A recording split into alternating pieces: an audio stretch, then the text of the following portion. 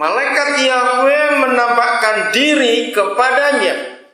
Ini luar biasa, saudara. Perhatikan, malaikat Yahweh menampakkan diri kepadanya di dalam nyala api yang keluar dari semak duri.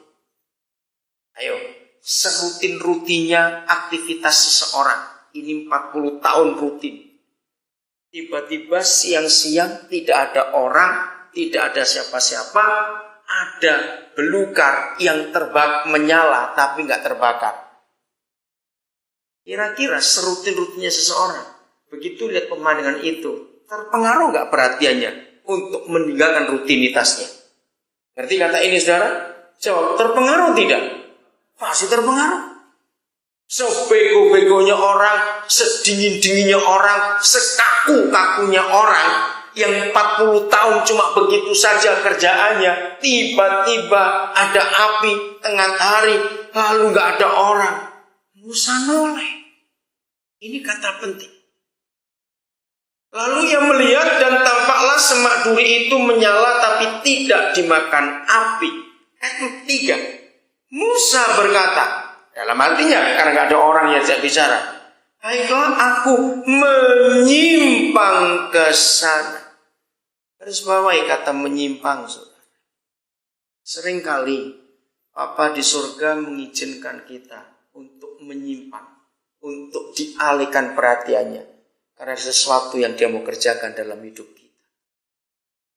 Seperti contoh, saudara, ada Junianus, nampak, ini salah satu anak kami yang hari ini akan berangkat ke Jakarta.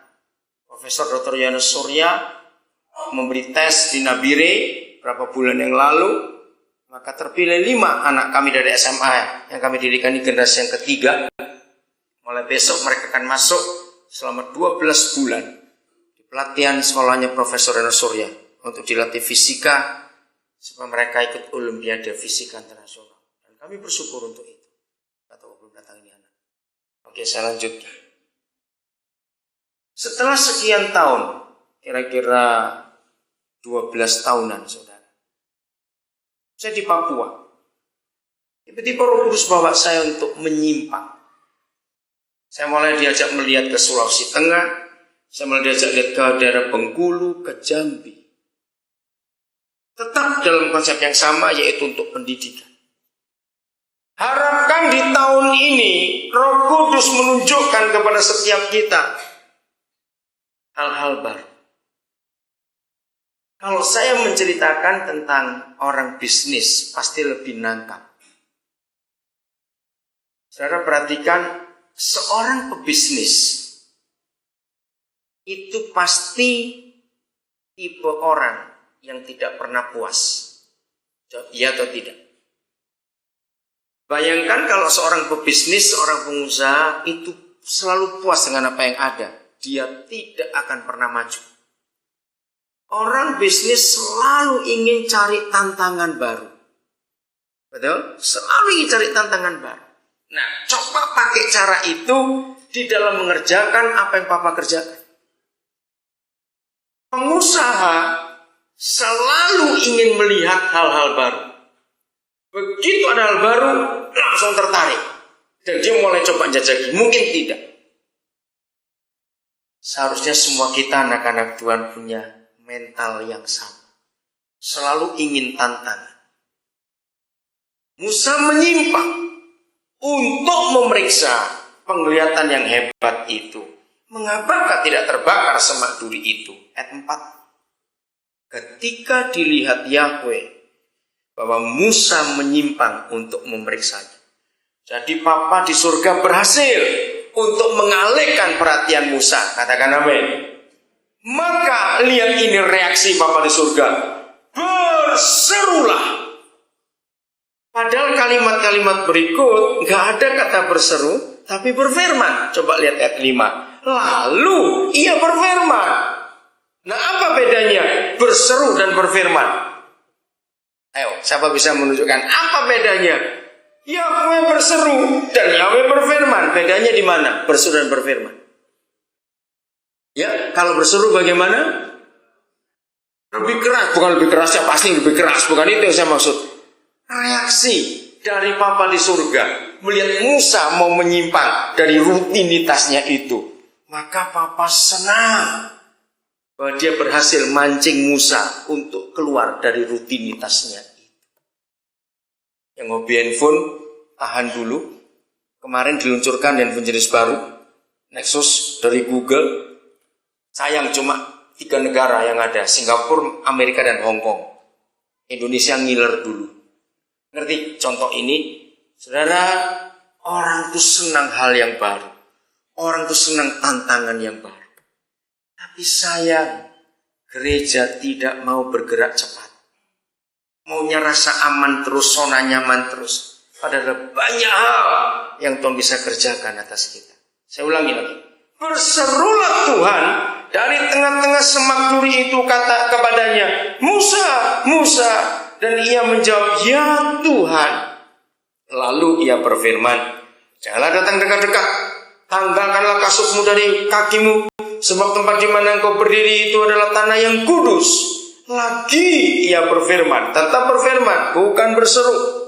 Akulah Tuhan ayahmu, Tuhan Abraham, Tuhan Ishak dan Tuhan Yakub.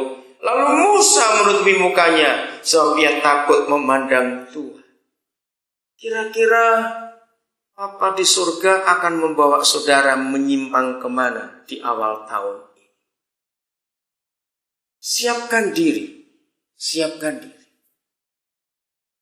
Papa di surga adalah pribadi yang sangat inovatif. Betul? Roh Kudus adalah inovator hebat. Sudah tahu kata inovator, inovatif, inovasi, selalu berkembang. Terus begitu, dia nggak statis. Dia bergerak terus. Mengapa Musa setelah 40 tahun rutin mengerjakan itu? Ingat dari ayat pertama. Sebab di dalam hidup Musa ada suatu ragi yang hebat. Sayang ragi itu tidak pada tempatnya. Kalau cuma dengan mertuanya saja, memang aman. Salah satu yang kita pelajari, apa milik pribadi dan milik mertua? Kalau milik mertua itu nggak perlu tanggung jawab besar-besar. Asal kambing doanya beranak terus, beres sudah. Betul nggak? Nggak perlu mikir yang repot-repot. Nah Musa sebetulnya sudah enak di situ. Maka itu saudara yang kerja cuma terima gaji saja, disayang bos, harus saudara minta, Tuhan angkat aku lebih lagi. Memang cuma kerja saja itu enak, kerjakan itu tanggung jawab nggak besar-besar. Roh Kudus ingin Musa mengerjakan sesuatu yang lebih besar daripada sekedar mengembalakan kambing domba milik mertuanya. Amin. Dan ini firman-Nya, ayat 7. Perhatikan. Dan Yahweh berfirman, Aku telah memperhatikan dengan sungguh kesengsaraan umatku di tanah Mesir, dan aku telah mendengar seruan mereka yang disebabkan oleh pengerah-pengerah mereka atau mandor-mandor mereka yang kejam itu. Ya, aku mengetahui penderitaan mereka.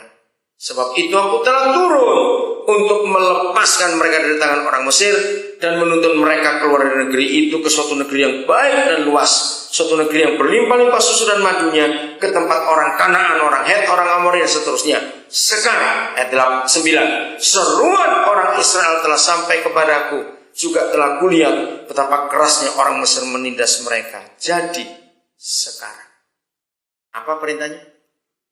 Pergilah. Saudara, bertahun-tahun, setiap akhir tahun, setiap tahun baru, kita menantikan suara Tuhan, firman Tuhan. Tapi seputaran keluarga saja, usaha, bisnis, kerjaan, Tuhan firman mau apa untuk tahun ini.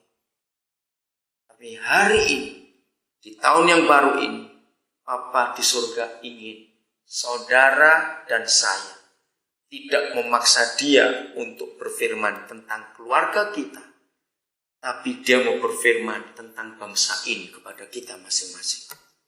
Katakan amin. Sudah waktunya kita keluar. Nggak cuma ngurus ke dalam saja, seputaran rutinitas kita tidak. Jangan hanya menunggu firman untuk diri kita, untuk keluarga kita.